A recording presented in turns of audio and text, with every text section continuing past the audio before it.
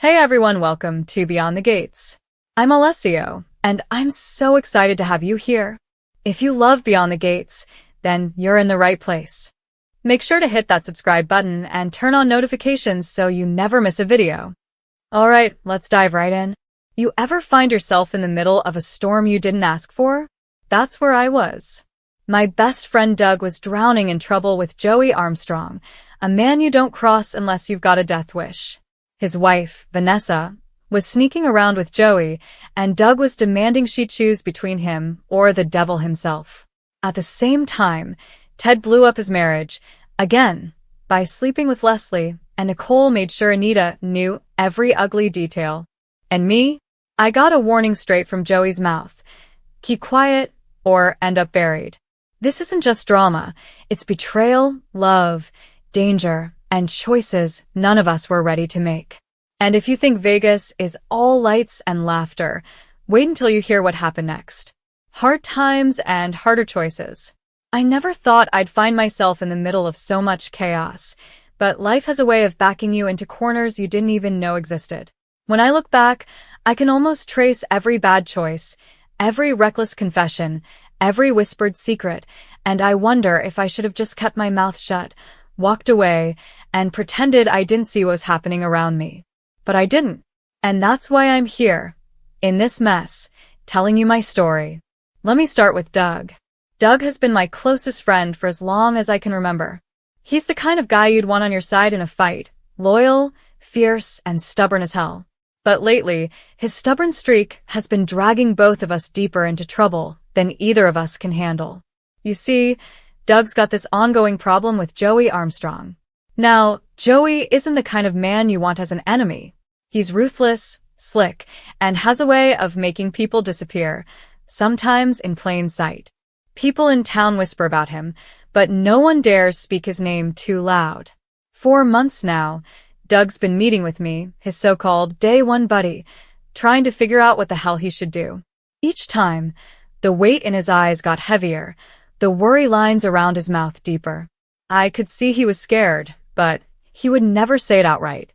Doug doesn't admit fear. But me? I was terrified. Terrified not just for Doug, but for myself. Because if Joey found out Doug had been confiding in me, if Joey even suspected I knew half the things Doug had told me, then I'd be a marked man. Randy, that's me, by the way, was supposed to leave town, disappear, lay low until all this blew over. But leaving isn't as easy as packing a bag. Not when you've got people who depend on you, not when every mile you drive feels like you've got eyes on your back. Doug, though, he couldn't keep quiet. His mouth has always been his worst enemy. And this time, he did something I begged him not to. He told Bill Hamilton about Joey. He told Bill everything. Now, Bill isn't some saint. He's a man with his own agenda, his own games, and if you give him a card, he'll play it against you without hesitation. Doug spilled it all, about Joey's schemes, about the friend who'd been hired to kill someone. That friend? Yeah, that's where I come into this. Doug didn't say my name, but he didn't need to. Joey isn't stupid. If Bill went back to Joey with even half that story, Joey would put the pieces together, and it wouldn't take him long to figure out who was in the middle of it all. And that's exactly what happened. Bill met with Joey and laid it all bare. Everything. And suddenly, Doug and I weren't just in hot water, we were in boiling oil. Meanwhile, Vanessa, Doug's wife, was living a double life. That's another part of this story I can't ignore, because it ties into everything. Vanessa had this arrangement with Joey. Yeah, you heard me right. She was playing with fire, dancing with the very devil who wanted Doug destroyed. She liked the thrill, the power, the escape it gave her from the mundane misery of her marriage. And Doug knew. He knew, but instead of walking away or calling it quits, he put pressure on her. Pressure to choose. Pressure to decide if she wanted him, or Joey, or maybe just the security of having both. I can't imagine the weight Vanessa carried, but at the same time, I couldn't forgive her. She was supposed to be Doug's safe place, his anchor. Instead, she was the reason he couldn't sleep at night, the reason he drank too much, the reason every choice he made felt like it was being watched under a microscope. And then there's Ted. If you've ever known a man who can't keep his promises, who can't keep his pants zipped, who can't stop lying until he's caught red-handed, well, that's Ted. He did it again. He slept with Leslie, even after swearing to Nicole that he was done, that he was going to change. When Nicole asked him point-blank, he came clean. Maybe it was guilt, maybe it was exhaustion, but the truth tumbled out of him like he'd been waiting for someone to pull it free. Nicole was enraged. I've seen her angry before, but this was different. This was fury mixed with heartbreak, betrayal layered on top of betrayal. And Nicole being Nicole, she didn't just do in silence. No, she took that truth straight to Anita. And Anita? If there's one thing Anita doesn't tolerate, it's a man making a fool of himself and his family. I still remember the look on Nicole's face when she said, "I'm going to use this in court." Her voice wasn't shaking, her hands weren't trembling. She was ice-cold, calculated, already seeing the chessboard in her head. Ted thought he could charm his way out, sweet-talk her into forgiveness like he had before. But not this time. That's the thing about secrets in this town, they don't stay buried. They get dragged out, exposed, ripped open until there's nothing left but wounds. And Vegas? Vegas was supposed to be the escape. The place where Dani and Andre could roll the dice and see what their future looked like. They thought maybe they could outrun their problems, drown them in cocktails, laugh them away under neon lights. But Vegas has a way of amplifying everything. The highs feel higher, the lows feel like the pit of hell. Dani kept asking herself if she could commit to Andre, if the gamble they were making together was worth it. And I don't know. Maybe they thought about hitting one of those Elvis chapels, tying the knot in a haze of tequila and bad decisions. But deep down, they knew marriage wasn't a band-aid. If anything, it was salt in wounds they hadn't even admitted were there. And through all this, the rest of us just kept spinning in our own circles. Kat and Tomás tried for romance, and it fizzled. Naomi braced for loss she didn't see coming. And me? I kept wondering if I should have just left when I had the chance. But how do you leave when your best friend is drowning, when the woman he loves is lying in another man's bed, when the man across town could have you killed for knowing too much? You ever watch someone you care about carry a burden so heavy, you can almost feel it pressing down on your own chest? That's what it was like with Vanessa. She tried to pretend she wasn't caught between two men, two lives, two versions of herself. But it was written all over her face. She'd sit at the kitchen table with Doug, sipping her coffee like it was poison, her eyes darting to the door every time her phone buzzed. She'd smile, not at whatever Doug was saying, but the smile never reached her eyes. Doug wasn't dumb, he knew. He could feel her slipping away, one text message at a time. And instead of pulling her back with patience or love, he pushed harder. "You need to decide, Vanessa," he told her one night, his voice low, gravelly from too many cigarettes and too much bourbon. "You can't keep playing both sides. It's me or Joey. You can't have both." The silence, after those words, was like a scream. Vanessa stared at him for the longest time, her lips trembling like she wanted to say something but couldn't. When she finally spoke, her voice cracked. "You think it's that simple? You think I can just walk away from Joey like he's nothing? You don't understand, Doug. He doesn't let people go." That broke me. Because she was right. Joey wasn't the kind of man you left. He was the kind of man you escaped from in the middle of the night, praying he wouldn't notice until you were halfway across the country. Even then, you'd keep looking over your shoulder. But Doug didn't care about the danger. He cared about pride, about betrayal, about the image of his wife wrapped up in another man's arms. And that image was driving him insane. I tried to talk sense into him. I sat across from him at the bar one night, the neon beer signs flickering above us, the jukebox humming some sad old country song no one was listening to. "Doug," I said, leaning in close so no one else could hear, "you need to back off. She's scared, man. You push her too hard, and she's gonna break. And if Joey gets wind of it, he's gonna break you too." Doug slammed his fist on the counter, rattling the empty glasses. "I don't give a damn about Joey. He thinks he can take my wife. He thinks he can walk into my life and take everything from me, over my dead body." The bartender shot us a look, and I knew we were attracting attention. I put a hand on Doug's arm. trying to calm him down, but he shook me off. His eyes were wild, like he was teetering on the edge of something he couldn't come back from.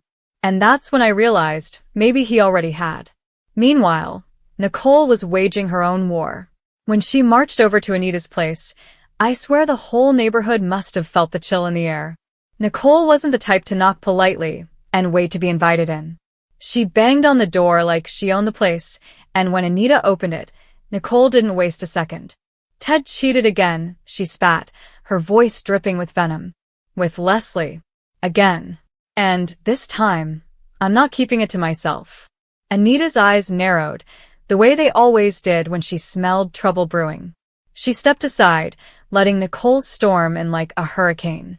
Start from the beginning, Anita said, her tone calm but sharp, the kind of voice that made you sit up straighter whether you wanted to or not. Nicole didn't hold back. She laid it all out. Ted's confession, his excuses, the way he had looked her in the eye and begged for forgiveness 1 minute, only to betray her the next. By the time she was done, Anita was pacing the living room, her arms crossed tight across her chest. I told you that man would never change, Anita muttered. Once a liar, always a liar. And Leslie? That woman thrives on destroying other people's lives. She doesn't care who she hurts as long as she gets what she wants. Nicole's eyes were wet, but she refused to let the tears fall. I'm done, Anita. I swear to God, I'm done. I'm taking him to court, and I'm going to bury him with his own lies. The thing about Nicole is, once she makes up her mind, there's no turning her around. She's like a storm on the horizon. You can see her coming, but you can't stop her. And I almost pitied Ted. Almost. But he'd made his bed, and now he was going to choke on the sheets. Back on my side of things, Joey was tightening his grip. Word travels fast in this town, especially when Bill Hamilton's involved. Bill's meeting with Joey sent ripples through every circle, and I could feel those ripples reaching me, even when no one said my name out loud. One night, I was leaving the bar when I saw him, Joey, leaning against a black SUV, cigarette glowing in the dark. He didn't move when I stepped outside, didn't even look surprised to see me. He just flicked the ash to the ground and smiled that slow, dangerous smile. Evening, Randy, he said, like we were old friends catching up. My heart dropped to my stomach. Joey, I managed, my voice steadier than I felt. He took a drag, exhaled, and nodded toward me. You've been keeping busy. Spending a lot of time with Doug. Talking a little too much, maybe. You know how I feel about loose tongues. I swallowed hard, forcing myself not to look away. I don't know what you've heard, but I haven't said a word about you. Joey chuckled, low and dark. Maybe you haven't. But Doug? That boy can't keep his mouth shut. And when he talks, people listen. That makes him a problem. And you, Randy, you're guilty by association. You see where I'm going with this. I nodded slowly, every nerve in my body screaming at me to run. But I couldn't. Running would only make it worse. Joey flicked his cigarette to the pavement, grinding it under his heel. Then he leaned closer, his voice barely above a whisper. You tell Doug he's got one chance. One. He either shuts his mouth and stays out of my way, or he won't have a mouth left to run. And you? You might want to start packing those bags you've been thinking about. Because next time we talk, I won't be this polite. He patted my shoulder, like we were buddies sharing a joke, and then he slid into the SUV and drove off. I stood there, frozen, the night air thick in my lungs. I'd just been given a warning, a deadly one. And I knew damn well Joey didn't make empty threats. From that moment on, everything changed. I couldn't sleep. I couldn't eat. Every time my phone rang, I jumped. Every shadow on the street looked like Joey's men coming to tie up loose ends. I wanted to tell Doug, wanted to warn him, but when I saw him, his face flushed with anger, his fists clenched like he was ready to take on the world, I knew he wouldn't listen. And maybe that's the hardest part of all this. Watching someone you love walk straight into the fire, knowing you can't pull them out without burning yourself alive. At this point, I've poured out the truth as I lived it. The mounting pressure, the betrayals, the warnings, and the impossible choices. But this story doesn't end neatly. Life rarely does. It keeps unraveling one thread at a time until you're left wondering how the hell it all started in the first place. Doug and Vanessa, Nicole and Ted, Dani and Andre, me and Joey. We were all trapped in this web of lies and choices. Some of us fought, some of us folded, and some of us just tried to survive. And maybe that's all you can do when the world around you is falling apart. Hold on, survive, and pray you make it out alive.